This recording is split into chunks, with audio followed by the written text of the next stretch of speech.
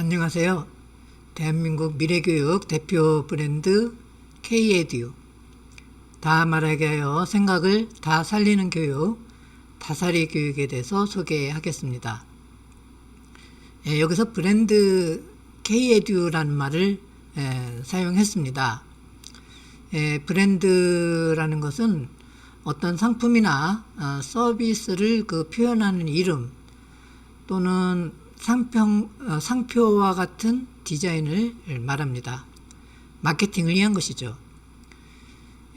브랜드가 성공하려면 일종의 고유성과 보편성 혹은 캐릭터와 트렌드를 갖춰야 한다고 이야기를 합니다. 예를 들면 K-팝을 통해서 예를 든다면 K-팝은 고유성이 있습니다. 즉 우리의 전통 농악이 이제 여러 명이 이렇게 춤을 추면서 악기를 연주하고 또 노래를 부르게 되는데, 그러면서 이제 했는데 하는 걸 보면 매우 조직적이고 또 아주 꽉 차 보이는 그러한 군무를 이렇게 추게 되죠. 집단 댄스라고 볼 수가 있죠. 그렇게 했는데 우리의 이 K-팝 이렇게 아이돌 가수들을 보면 이렇게 여러 명이 이렇게 그룹을 이루어서 그래서 이제 노래만 부르는 게 아니라 악기를 연주하면서 노래만 부르는 게 아니라 보통 서로 이렇게 조직을 이렇게 집단을 움직여 가면서 또 다양한 어떤 군무에도 이렇게 일치하는 그런 춤을 추는 게 아니라 다 각기 춤을 추는 방식이 다르고 또 움직이는 어떤 동선이 다 이렇게 달라서 아주 오묘한 조화를 이루고 있습니다. 그게 이제 마치 농악을 줄 때 농악을 이렇게 할 때 이제 하는 거와 이제 비슷하다. 그래서 그것이 이제 다른 나라에서는 좀 특이하게 보였던 것 같습니다. 그런 게 이제 캐릭터를 얻을 수 있었다는 거죠. 거기에다가 이제 음악도 세계의 어떤 팝뮤직의 흐름을 이렇게 탔죠. 그래서 우리가 힙합이라든가 또 오디션 프로그램을 통해서 뮤지션을 이렇게 양성을 하죠. 기획사들이. 그래서 아주 춤과 노래에 다 이렇게 재능 있는 그런 아이돌을 키워서 그것을 또 유튜브라는 그런 새로운 그런 도구를 활용해서 마케팅을 하고 있죠. 즉 트렌드를 이렇게 따르게 되는 것입니다. 그래서 성공을 했다고 볼 수가 있죠. 우리가 이제 K-에듀도 이제 우리 대한민국의 브랜드로서 이렇게 이제 성공을 해야 되는데, 그런데 이제 대한민국의 교육의 브랜드로 성공한 예가 있긴 있죠. 눈높이라는 것과 이제 빨간펜이라는 브랜드가 있었는데, 성공했죠. 마케팅에 성공했죠. 그런데 그거는 이제 일종의 이제 캐릭터가 분명했으니까. 근데 글로벌 브랜드로 이렇게 나가지, K-에듀로 이렇게 나가지 못한 것은 물론 사교육이라는 것도 있겠지만 세계 교육의 흐름, 즉 트렌드를 반영하지 못했어요. 혁신 교육의 트렌드를 반영하지 못했다는 겁니다. 그래서 한계가 있다고 할 수 있습니다. 2010년대에 이제 우리나라의 혁신 교육 바람이 불면서 여러 가지 교육 혁신 교육 방법들이 논의가 활발하게 되었습니다. 하브루타라든가 이제 거꾸로 교실이라고 하는 플립 러닝, 또 프로젝트 수업, 또 문제 해결 학습이라든가 또 배움 공동체 수업도 있고, 또 요즘에 최근에는 IB도 있겠고, 또 고교 학점제라는 것도 있겠고, 배움 중심 수업이나 교육과정 수업 평가의 일체화 같은 경우도 우리나라 것 같지만 외국 이론에서 들어온 것이더군요. 그러니 K-에듀로는 갈 수가 없었어요. 왜냐면 우리의 고유한 캐릭터가 없기 때문에, 대한민국의 캐릭터가 없었기 때문에 KU 에듀까지는 갈 수가 없었죠. 그래서 이제 다사리 교육 같은 경우는 그 세종시대 때에 이제 세종시대를 이제 그 세종을 캐릭터로 했습니다. 그래서 세종시대 때는 뭐 여러분들도 잘 알다시피 매우 그 창의적인 시대였죠. 창의적인 인재를 많이 길러냈습니다. 그 창의적인 인재를 길러낸 그 교육 방법에 이제 주목을 했습니다. 그게 이제 경연이었던 것이죠. 그래서 그 경연의 그 방식을 이렇게 탐구를 해서 이제 그 교육 방법을 만들어냈습니다. 여기에다가 이제 그 해외 그 혁신교육 트렌드를 반영을 했죠. 그 혁신교육의 뭐 아이콘 그러면 이제 비고츠키인데 그 비고츠키의 그 생각과 말과 관련된 이론을 이제 이렇게 그 반영을 했고, 그 다음에 하브루타라든가 플립 러닝이라든가 배움 공동체 수업이라든가 또 비주얼 싱킹이라든가 뭐 이런 그 프로젝트 수업이라든가 그런 그 혁신 교육 이론을 여기에 이제 다 집어넣으려고, 그래서 트렌드를 반영하려고 노력을 했습니다.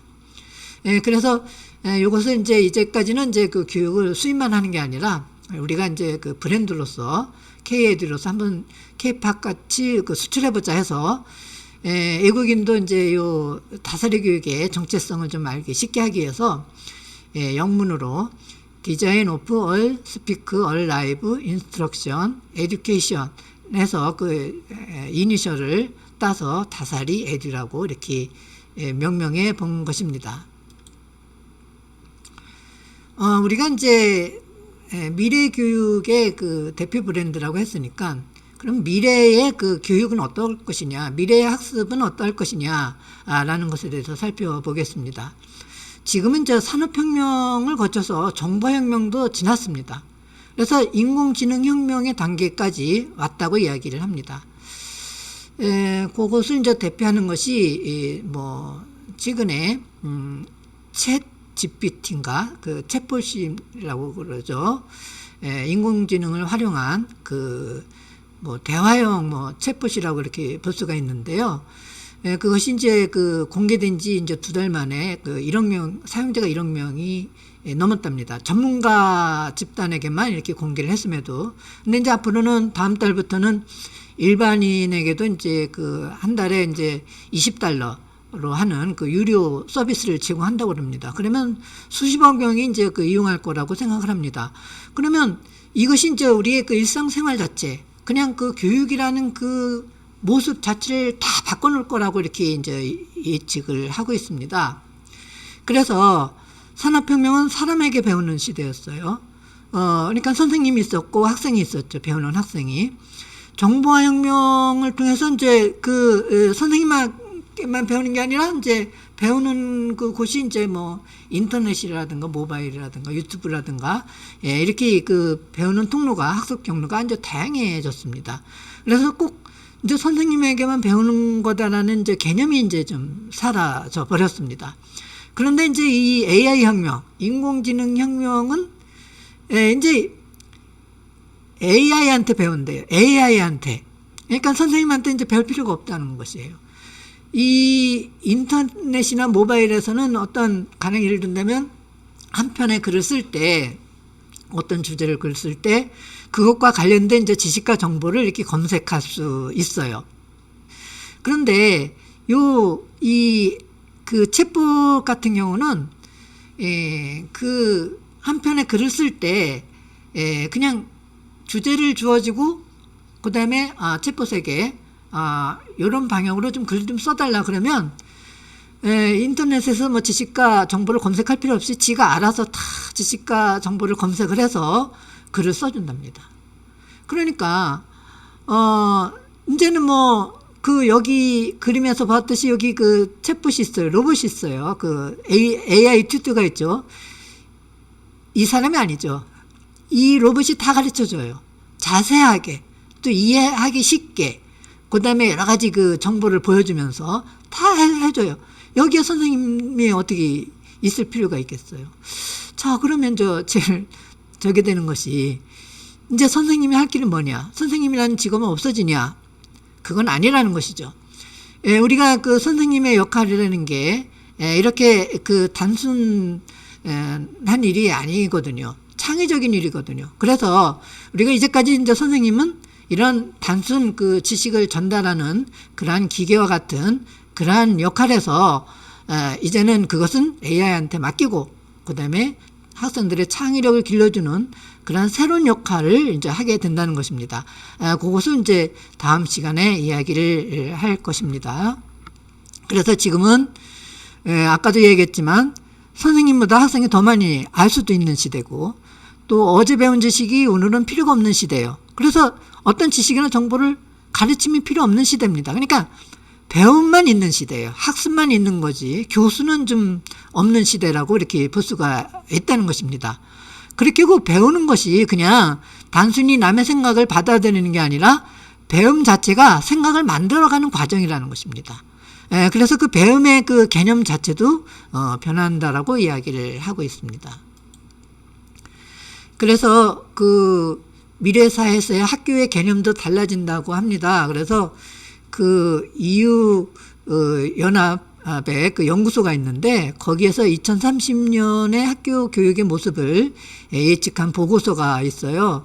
거기에서 보면은 이제 가르치는 거 배우는 것은 구별이 없어질 것이다. 아까 이야기한 거와 마찬가지죠. 그래서 선생님은 가르치는 사람이 아니라 이제는 안내자, 학습의 안내자, 중재자가 되는 것이고 학생들은 이제 스스로 가르치며 배우는 그러한 학습이 이루어질 것이다라고 이야기를 했습니다. 그 다음에 이제 두 번째에 이제 그 세계 교육의 흐름은 모두라는 거, all, every, all이라든가 every에 이제 방점이 찍히고 있다는 것이죠. 과거에는 이제 그 교육 그러면 뭐 돈이 있는 사람들, 또 머리가 좋은 사람들만 이제 이렇게 받는 그러한 경우였어요. 근데 지금은 모두가 다 의무적으로 받도록 돼 있고 또 국가나 부모는 의무적으로 또 교육을 시키도록 돼 있어요. 거기에 이제 초점이 맞춰져 있죠. 그래서 어리나 에브리 쪽으로 가는 것이 지금의 또 그 교육 트렌드라고 볼 수 있습니다. 두 번째에 이제 그 미래 교육 트렌드는 생각을 받아들이는 교육이었다는 거죠. 근데 이제 생각을 만들어가는 교육으로 바뀌어야 된다. 그래서 이제 산업사회에서는 갑자기 이제 노동자가 많이 필요했어요. 노동자가 이제 공장에서 일을 하려면 일정한 지식과 기술을 필요로 했는데 그것을 그 대량으로 이렇게 가르쳐야 됐기 때문에 그때는 이제 그 남의 생각을 받아들이는 교육이었는데 이제 창의적 미래사에서는 이제 생각을 만들어가는 교육으로 바뀌어야 된다는 거죠. 그래서 그 바칼로레아가는 이제 그것을 그러한 그 트렌드를 반영한 거라고 볼 수가 있습니다. 바칼로레아는 논술과 달라요. 논술은 출제자의 의도를 묻는 질문이기 때문에 논술 채점을 할 때는 모범 답안이 있고 그렇게 하고 그 모범 답안에 이제 일치되는 그 키워드를 많이 이제 그 사용을 했을 때 이제 높은 점수를 얻게 돼 있어요. 근데 바칼로레아는 완전히 그 생각을 묻는 문제로 이렇게 되는 시험이기 때문에 이제는 그 이 단순한 그러한 그 논술 그 수업으로는 되지 않는 거죠. 그거는 이따가 이야기를 할 수도 있습니다. 우리 대한민국의 그 교육 이념도 그 교육 정신이랄까 그런 것도 이 앞에 있는 거와 일치되는 게 있어요. 우리가 모두의 방점이 찍힌다고 그랬는데 우리의 그 교육 이념 자체가 모두에 있습니다. 모든 학생에게 이익이 되는 고르게 넓게 이익이 되는 이런 그 이념에 이 모두가 돼 있는 거죠. 또 이 4.16이라는 그 아픔이 있었는데 그 4.16에 보더라도 단 한 명이 포기하지 않는 그러한 교육 정신이라고 할 수가 있죠. 참 그 단 한 명의 학생도 포기하지 말고 다 살렸어야 되는데 그렇지 못한 게 참 안타깝습니다. 그렇지만 우리가 이 4.16의 그러한 교육 정신은 이어받아서 미래 교육에 반영을 당연히 해야 될 것입니다. 그러면 우리가 지금 이제 그 교육 트렌드가 생각을 만드는 교육이다. 생각을 받는 교육에서 생각을 만드는 교육이다. 이렇게 이야기를 했는데 여러분들도 잘 알다시피 뭐 옛날에는 뭐 그런 얘기 안 했을까요? 했죠. 옛날에도 뭐 사고력 교육이라든가 창의 교육. 창의라는 게 생각을 만드는 교육이에요. 사고력 저 신장 교육도 생각하는 힘을 기르는 교육이에요. 근데 이제까지 그걸 못했다는 거죠. 왜 못했냐? 생각을 집어넣는 교육만 했으니까. 또 중요한 건 생각이 어떻게 만들어지느냐에 대한 고민이 없었어요. 생각이 어떻게 만들어지느냐에 대한 고민이 없기 때문에 엉뚱하게 그 교육을 한 거죠. 그래서 생각은 어떻게 만들어지느냐에 대해서 이제 답을 한 게 이제 비고츠키라는 분입니다. 그래서 이분은 생각과 말이라는 그 책에서 생각은 말을 통해서 만들어진다 이렇게 얘기를 했습니다. 이 사람이 이제 이 연구한 것 중에서 이제 이 아동의 이제 이 생각, 아동의 말에 대해서 이 아동들은 참 혼잣말을 많이 합니다. 뭐 이렇게 중얼거리면서 혼자서 장난감을 가지고 놀더라도 그냥 수없이 이렇게 말을 하면서 가지고 놀고 뭐 대화 상대도 없는데 이렇게 말을 합니다. 비고츠키가 초점을 둔 것은 그겁니다. 이것이 생각을 만들어내고 있구나. 그래서 그런 혼잣말, 혼자 중얼거리는 말을 많이 하는 아이일수록 머리가 좋고 공부를 잘한다라는 것을 어떠한 그 실험 결과 이렇게 도출해냅니다. 성인들도 마찬가지랍니다. 성인들도 어떤 그 일을 할 때, 문제를 해결할 때 자꾸만 속말로 통해서 이렇게 그 생각을 정리한다고 그러고 그러면서 또 새로운 생각을 만들어낸다고 그럽니다. 그래서 결국 이런 그 생각은 결국 그 말이 만들어내는 거기 때문에 생각을 만들어주면 말을 시켜야 되는 거죠. 그래서 말하기 교육과 글쓰기 교육을 이제 하도록 해야 되는데 아까도 얘기를 했지만 모두라는 것이 있죠, 모두. 근데 이제 우리가 지금까지는 말하기 교육한다고 그래서 토론 교육한다고 그래서 보면 프로젝트 수업 그러면은 일부 학생들만 또 발표를 시키는 걸 보면 일부 학생들만 말할 기회가 있죠. 모든 수업을 한다고 그래도 주로 그 일부 학생들이 이끌어가고 다른 학생들은 이렇게 따라가는 그런 식으로 해서 모든 학생들의 생각을 만들어주지는 못했었던 겁니다. 근데 이제 지금부터 고민을 해야 된 것이 모든 학생들에게 다 말하게 또 글을 쓰는 그 기회를 제공해서 모든 학생들의 생각을 다 살릴 수 있는 그러한 교육을 해보자는 것입니다. 그런데 모든 학생에게 다 말하게 해서 모든 학생들의 생각을 다 살려보자.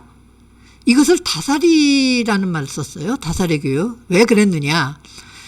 민세 안재용이라는 분은 이 외정시대 때 살았고 또 해방되어서도 이렇게 살았던 분인데 언론인이자 독립운동가였고 언어학자였습니다.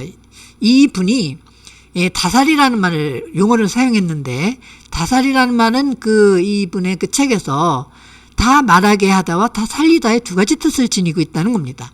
그리고 다살이라는 말은 이제 우리가 다섯이라는 말에서 나왔는데 우리의 그 철학이 우리 그 철학이 들어가 있다라는 것이죠. 요걸 보고 이제 이렇게 깜짝 놀랐습니다. 이야, 우리가 학생들의 생각을 다 말하게, 생각을 살려주기 위해서 다 말하게 해야 된다. 근데 다 살리기 위해서 다 말하게 해줘야 되는데, 그거하고 딱 맞는 거예요. 이 다살이라는 용어가. 그래서 다살이라는 말을 이제 사용하게 되었습니다.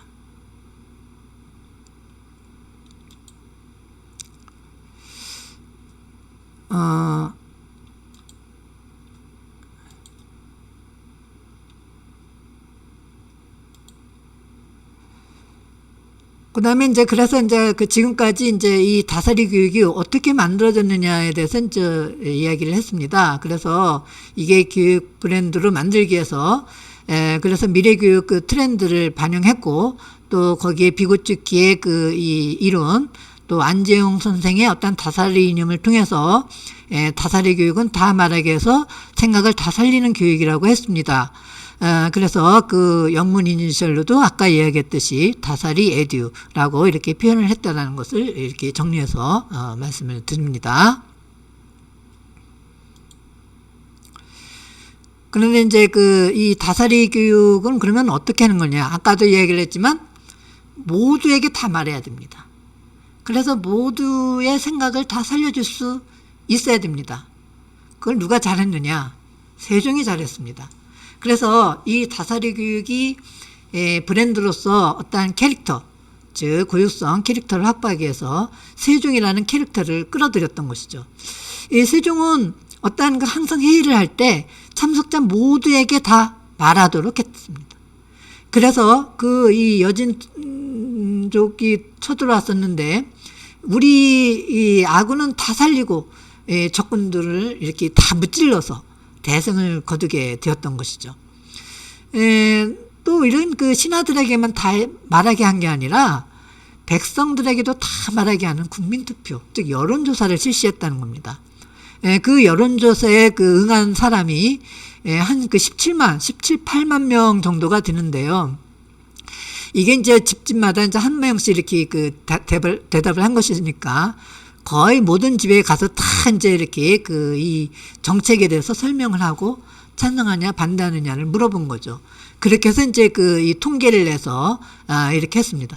이렇게 모든 그 백성에게 다 이렇게 말하게 하는 그런, 그래서 그 모든 백성들의 생각을 다 이렇게 살리게 해서 그래서 그 모든 백성들이 다 살 수 있는 그런 정책을 만들려고 노력을 했다는 거죠. 아까 얘기를 했지만 이 다사리 교육의 학습 모형은 세종시대 때의 그 인재교육 시스템인 경연을 이렇게 그 모방해서 그 모태로 해서 만들었다고 했습니다. 이 경연은 원래 왕의 학습입니다. 이 왕의 학습인데 세종은 그 이 경영관이 이제 선생님입니다. 왕은 저 제자고 학생이고, 그런데 그 경영관에게 이제 가르쳐 달라고 열심히 질문을 했대. 세종은 질문을 많이 했어요. 아까도 이따가도 얘기를 했겠지만 질문을 하니까 경영관은 이 세종이 얼마나 많이 배웠습니까? 그러니까 이 경영관은 이 세종의 그 가르치기 위해서 더 세종보다 더 많이 알아야 될 거 아니에요. 그러니까 엄청 공부를 열심히 해야 되겠죠. 더더군다나 질문까지 퍼부어댑니다. 그러면 그 질문에 대해서 또 답을 못하면 뭐 속된 말로 쪽팔리잖아요. 그러니까 엄청 또 연습도 하고 그다음에 공부를 하고 그랬을 거예요. 그러다 보니까 세종이 이렇게 그 성장하는 게 아니라 이 경영관들이 성장을 해요. 이 경영관들은 집현전 학자들이었고 세종이 집현전 학자들을 가르치는 방법이었습니다. 원래 거꾸로 교실은 원래 정상적인 거라면 선생님이 가르치고 학생이 배우는 건데, 그런데 그 이 거꾸로 교실은 학생이 가르치는 거죠. 선생님이 배우는 거라고 이렇게, 그래서 거꾸로라고 이렇게 이야기를 하기도 하는데, 역시 거꾸로 교실 원조는 세종이 아닐까요? 미래 교육 방법을 세종에서 배울 수 있다는 것입니다. 그래 이렇게 통계를 보더라도 이게 이제 그 옛날에 일종의 노벨상인데 절반의 노벨상을 우리가 세종 제2기간에는 차지했다라는 거, 그렇게 창의 시대였다라는 걸 알 수가 있죠. 아까도 얘기를 했지만 이 경연회의 과정을 이렇게 그 실록이라든가 또 여러 자료들을 통해서 이렇게 추론을 해봤어요. 일반화시켜 법칙화 해봤습니다. 그랬더니 이런 순서대로 진행되고 있는 것을 볼 수가 있었습니다. 처음에 시독관이 이제 책을 읽어요. 교재를. 또 저기 그 임금이 읽을 수도 있답니다. 같이 따라 읽기도 한답니다. 두 번째는 시간관이라는 이제 그 경영관이 있는데 이제 그 강론합니다. 이제 그 어떠한 이 그 책의 내용을 이제 이렇게 현실과 관련지어서 이렇게 이제 이렇게 가르치는 거죠. 그랬을 때 반드시 세종이 질문을 한다는 거고, 그러면 이제 거기 그 경영관들이 이제 쩔쩔매면서 다 답을 해야 되는 겁니다. 그러면 이제 그 영사는 이제 그 경영관 중에서 그 이 영의정, 좌의정, 우의정 그 정일품들이 이제 이렇게 영사라는 경영관을 맡게 된다는데 이제 정리를 이렇게 한다고 그래요. 그래서 이런 형태로 진행되는 것을 볼 수가 있더라고요. 그래서 요것을 그 응용해서 이렇게 이제 다사리 교육은 생각 띄우기, 생각 말하기, 생각 구하기, 생각 나누기, 생각 살리기를 했는데요. 그러면서 방법을 이렇게 만들어 보았는데 서구의 그 혁신이론, 그 혁신이론을 이렇게 그 플립 러닝이라든가 하브루타를 이렇게 그 반영을 해본 겁니다. 거기다가 이제 이렇게 그 루이스라는 학자가 의사소통망 이론에서 이런 모형을 만들었어요. 그래서 이 모형을 이렇게 본따서 이런 이제 학습 모형을 이렇게 만들었는데, 요게 이제, 그 생각 띄우기 부분은 이제 이런 겁니다. 이 다사리 교육은 이제 일종의 거꾸로 교실이니까 학생들이 미리 이 수업을 하기 전에 인터넷이라든가 또 유튜브라든가 또 선생님의 수업이라든가 또 뭐 동영상 강의라든가 원격 강의라든가 그런 것을 통해서 미리 지식을 이렇게 배우고 와야 되는 거예요. 지식이나 개념을 미리 배우고 와서 이제 토론을 해야 되는 거죠. 그걸 전제로 해서 이 부분은 이제 지난번에 이렇게 배워왔던 지식이나 정보를 이렇게 이제 마인드맵이나 이런 것을 통해서 이렇게 구조화시키는 부분입니다. 이건 각자 이렇게 하는 겁니다. 그 다음에 요거는 이제 돌아가면서 배운 것을 이제 가르치는 그 부분이라고 볼 수가 있는데요. 이 부분은 가령 예를 들어서 수학이나 과학 같은 경우는 거기에 개념이 있겠죠. 배운 것에. 그래, 개념을 이제 이렇게 돌아가면서 설명을 해 주거나 아니면 이제 문학 같은 경우는 뭐 시나 그런 소설 같은 데서 이제 인상적인 부분을 또 돌아가면서 이야기를 한다거나 또 뭐 설명문이라든가 논설문에서는 어떤 주제문을 이렇게 주제문이라고 생각되는 부분을 이제 이렇게 돌아가면서 이야기를 해 부분이라고 볼 수가 있습니다. 그 다음에 이 부분은 이제 문제를 만드는 부분인데 사실상 문제는 미리 만들어 와야 돼요. 요때 다사리 수업할 때 만드는 게 아니라 미리 만들어 보면 근데 문제를 만들 때는 다양한 답이 나올 수 있는 문제를 만듭니다. 그래서 이제 요거는 이제 생각 나누기는 서로 이제 돌려가면서 짝을 이루는 건데 그래서 문제 만들어 온 것을 질문하고 대답해주고 또 다시 또 질문하고 대답을 해줘서 다 이렇게 만나가면서 질문과 대답을 다 들어보는 그러한 부분이 생각 나누기 부분이죠. 그런 다음에 이제 여기서는 이제 각자 자기 생각을 정리를 하는 건데요. 자기 생각을 정리할 때 가장 중요한 건 이제까지 배운 내용을 이제 자기가 살고 있는 삶이나 또는 현실과 관련 지어서 생각을 말해야 됩니다. 거기에 이제 적용을 시켜 볼 수 있어야 돼요. 그게 이제 좀 더 높은 단계예요. 그거보다 더 높은 단계는 종합적으로 또 평가를 해보기도 하고 또 새로운 아이디어, 새로운 생각을 여기서 드러냈다면 가장 높은 평가를 받게 되는 것이죠. 이게 이제 생각 살리기 부분입니다. 바칼로레아의 아주 중요한 부분이라고 할 수가 있겠죠. 그래서 다사리 교육의 교육과정은 우리가 교육과정은 이제 우리가 교육 목표를 세워서 수업을 하고 그것을 평가해서 다시 피드백을 시키는 것을 일종의 이제 교육의 과정이라고 해서 이제 교육과정이라고 이야기를 하기도 합니다. 그랬을 때 교육 목표와 수업과 평가는 서로 연계되어야 한다. 이것을 교수평 일체화라고 이야기를 하기도 합니다. 다사리 교육에서도 이런 교육 목표를 수업과 평가에 연계해서 교수평 일체화를 실현하려고 노력을 했습니다. 그래서 크루웰의 정의적 영역의 교육 목표는 수업 과정에 연계를 해서 수용은 생각 띄우기, 반응은 생각 말하기, 가치화는 생각 구하기, 주직화는 생각 나누기, 내면화는 생각 살리기 쪽으로 연계해서 반영을 했고요. 그 다음에 브룸의 인지적 영역의 교육 목표는 평가 척도 안에 평가에 연계를 시켰습니다. 그래서 평가를 할 때 지식, 이해, 적용, 분석, 종합 평가가 있는데 여기서는 가장 낮은 레벨이고 여기가 가장 높은 레벨. 요 위에가 이제 창이라는 게 있어요. 새로운 개념을 이렇게 이제 하는 건데, 그래서 요 단계별로 이제 배점을 달리는 거예요. 레벨별로. 그래서 배점을 달리해서 이렇게 요 교육 목표가 평가에 반영이 될 수 있도록 이렇게 했습니다. 그래서 다사리 교육은 창의적 사고 역량, 의사소통 역량, 공동체 역량을 기르는 데 또 목적을 두고 있습니다. 그래서 이제 그런 교육 목표에 의해서 이제 수업을 하는데, 수업을 할 때는 이제 모둠 수업을 합니다. 다사리 교육은 모둠 수업을 하는데 모둠은 3명에서 5명 이내에서 해야 됩니다. 왜 3명에서 5명을 했느냐면 학급의 인원이 참 다양합니다. 근데 이 3명과 5명은 모든 숫자에 5 이상의 숫자의 약수가 됩니다. 그래서 3명에서 5명을 하면은 모든 학생들이 그 어떤 학급 인원이 몇 명이라 하더라도 다 모둠을 구성할 수가 있는 것이죠. 그리고 완전 평등한 관계라고 할 수 있습니다.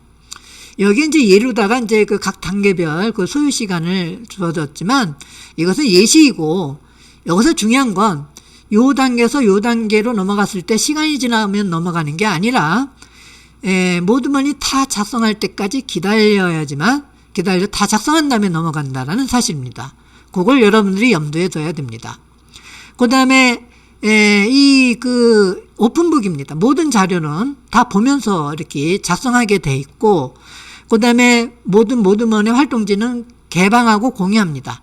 그래서 여기서 그 공동으로, 그러니까 이게 내 활동지를 나 혼자만 작성하는 게 아니라 이 부분은 다른 모둠원이 와서 작성해 주는 부분입니다. 이 부분도 마찬가지예요. 그래서 공동 작성이에요. 공동 프로젝트라고 볼 수가 있습니다. 그래서 이것을 그 일종의 프로젝트 학습이라고 볼 수 있어요. 그렇지만 다 개별적인 산출물이 다 나오게 되도록 이렇게 짜여져 있죠.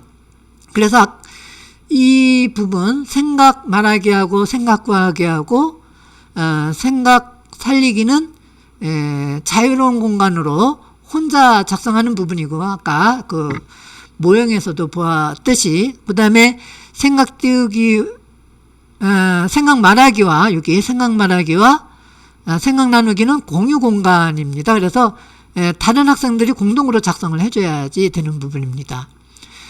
그렇게 하고 아까도 얘기를 했지만 생각 띄우기는 이제 그 비주얼 싱킹 구조하는 부분이고, 마인드맵을 통해서 생각 말하기는 이제 돌아가면서 어떤 개념이라든가 그런 걸 설명하는 거죠.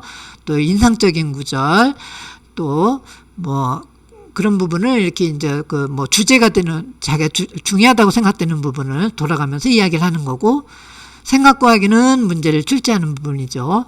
미리 문제를 출제해 와야 된다고 했습니다. 그 다음에 생각 나누기는 서로 짝을 이뤄서 서로 이제 그 질문에 대한 답을 이렇게 돌아가면서 이렇게 와서 해주는 부분이라고 볼 수가 있고요.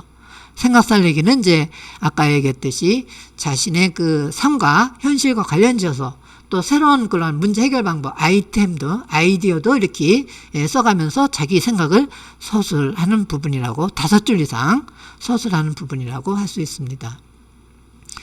그래서 이제 그 평가의 예를 보여주는 건데, 요 학습 활동지가 있으면 뒷면에 이제 평가 척도안을 이렇게 인쇄를 해줍니다. 그래서 이 학습 활동지를 작성하고 수업이 끝난 다음에 본인이 그 이 평가 척도안을 보고, 아, 나는 ABCD 중에서 뭐가 되겠구나, 요걸 다 판단이 가능하도록, 이렇게 자기 평가가 가능하도록 한 게 이 다사리 교육의 이제 특징이라고 할 수 있습니다. 그래서 이제 요 학생은 사실상 이제 통합반 학생인데, 통합반 학생이 이제 그 특수교육 대상 학생인데, 이 학생이 이제 그 일반 학생들과 같이 이제 모둠을 이뤄서 이제 그 다사리 활동을 했어요. 그래서 작성한 건데, 이렇게 요 평가 기준에 의해서 이제 이렇게 평가를 이렇게 그 해봤고, 그 다음에 그것에 의해서 이제 그 생활기록부를 이렇게 작성의 그 예를 이렇게 들어본 겁니다. 그래서, 보면, 아까도 이제 얘기를 했지만 아까 그 학생의 그 활동지인데, 이렇게 보듯이 이제 요 학생은 이제 이 학생과 같은 모둠의 학생이에요. 그런데 이 학생이 여기에 들어가서 다른 학생의 활동지에도 이렇게 들어가서 작성을 해준 걸 볼 수가 있고, 물론 다른 학생들이 여기 들어와서 이 그 통합반 학생의 활동지를 작성한 걸 볼 수가 있겠죠. 그래서 이 다사리 교육은 일종의 그 배움의 공동체 수업입니다. 그 배움의 공동체 수업은 뭐냐면 단 한 명의 아이도 이제 소외받지 않고 질 높은 그러한 그 수업을 받을 수 있는 시스템이죠. 그래서 여기 보면 그 4명이 모두가 소외받지 않고 포기하지 않고 다 이렇게 성공을 했어요. 여기 그 뒤에 또 보면 여기에 그 같이 있지, 그 아까 여기 그 통합반 학생이 다 개입해서 작성을 했죠. 그래서 다 성공을 했어요. 그래서 질 높은 교육을 다 받았죠. 여기에는 이제 완전히 그 누구는 뭐 퍼스릴레이티이고 조장이고 그런 건 없어요. 완전한 평등한 관계에 이제 이렇게 서로 다 누가 가르치고 누가 배우는 멘토 멘티도 없어요. 다 똑같이 이 학생도 가르쳐주는 선생이 됐고 또 배움을 받는 학생이 되는 그런 입장인 것입니다. 그래서 민주주의의 그 어떤 원리가 적용이 되어 있고, 그 다음에 혼자만 잘해서는 될 수가 없어요. 다른 학생들이 잘 채워줘야 돼요. 또 다른 학생들이 잘 채워주면 나도 다른 학생을 잘 채워줄 수밖에 없어요. 공동체죠. 공공성이죠. 그렇지만 여기에서 이렇게 보면 같은 게 없어요. 다 그 자신의 어떤 그 역량이라든가 개성에 의해서 다양하게 또 어떤 탁월성을 발휘해서 이렇게 그 점수가 또 이렇게 다 다르잖아요. 그런 그 탁월성이 있어요. 배움의 공동체에서 말하는 세 가지 원칙이 다 적용이 되는 것을 볼 수가 있습니다. 그 다음에 이걸 보면 이제 그 서구의 그 교육 혁신 이론이 다 적용이 되는데, 뭐 하브루타가 뭐예요? 이 묻고 질문거리를 가지고 이렇게 서로 짝을 이뤄서 답을 하는 거잖아요. 다 했죠. 질문거리를 다 만들고 그 다음에 짝을 이뤄서 답을 하고 있는 하브루타. 그 다음에 배운 것을 가지고 그냥 이 학생이라고 그래서 그냥 배우는 것만 하는 것이 아니라 다른 학생들 다 가르쳐주고 있잖아요. 다 이렇게 그 다른 학생들 이렇게 돌려가면서 가르쳐주고 있어요. 거꾸로 교실, 플립 러닝이라고 볼 수가 있죠. 또 뭐 여기서는 비주얼 싱킹, 여기서는 뭐 서클 프로세스, 뭐 또 여기는 뭐 누구나 다 이렇게 그 만나보면서 대화할 수 있는 그런 월드 카페 방식, 또 여기는 뭐 자기 생각을 갖다가 이렇게 그 표현하는 그런 그 바칼로레아 방식이 다 반영이 돼 있다. 이 다사리 교육에는 서구의 그 어떤 글로벌 트렌드, 그 교육 혁신의 그 글로벌 트렌드가 다 반영이 돼 있다. 이렇게 이야기를 할 수가 있습니다. 요즘엔 이제 그 미래 교육으로 그 뭐 하이테크, 하이터치라는 말을 많이 사용합니다. 그래서 또는 뭐 이런 그 원격 교육과 또 그 이 대면 교육에 합쳐진 하이브리드 러닝이라고 이렇게 혼합된 하이브리드 러닝이라고 이렇게 얘기를 하기도 하고, 블렌디드 러닝이다 뭐 이렇게 이야기를 또 하기도 합니다. 근데 이제 우리가 지금까지는 그 산업시대까지는 이 부분을 선생님들이 했어요. 어떠한 지식을 암기하거나 또 이해하는 부분을, 지식을 전달하는 기능을 누가 했느냐면 선생님이 했어요. 근데 그러다 보니까 이 부분을 못했어요.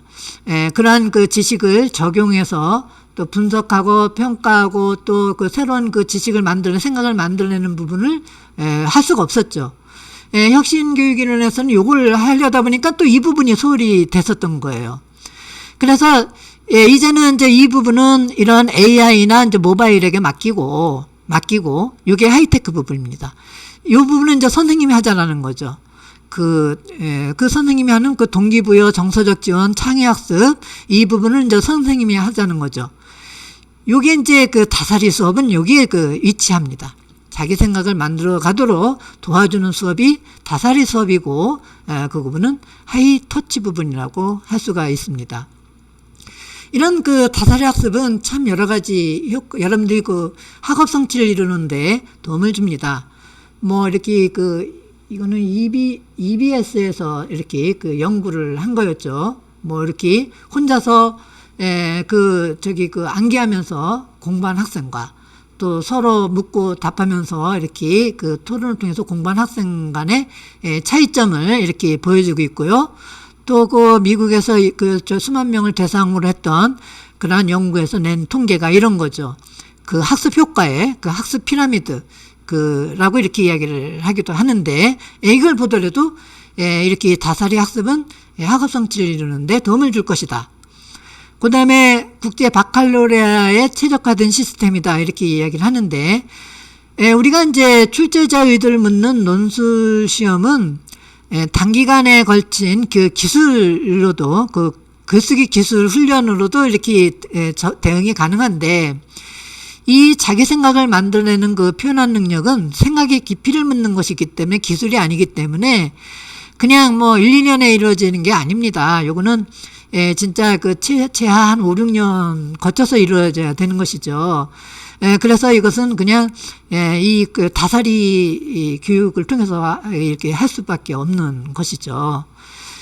그다음에 우리가 이런 그 미래 인재의 그 역량을 기를 때도 이 다사리 교육이 이제 그 적합하다라는 것을 이렇게 알 수가 있고요.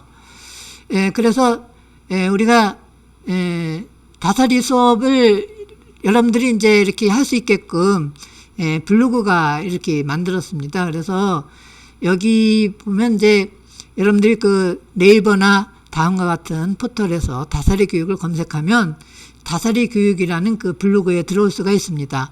여기는 지금 제가 하는 그런 그 강의도 이렇게 돼 있고, 그 다음에 그 자료들이 있어요.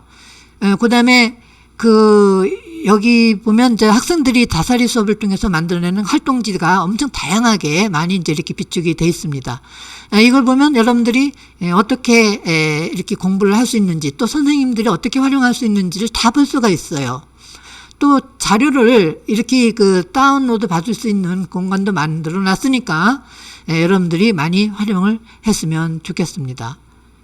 예, 감사합니다.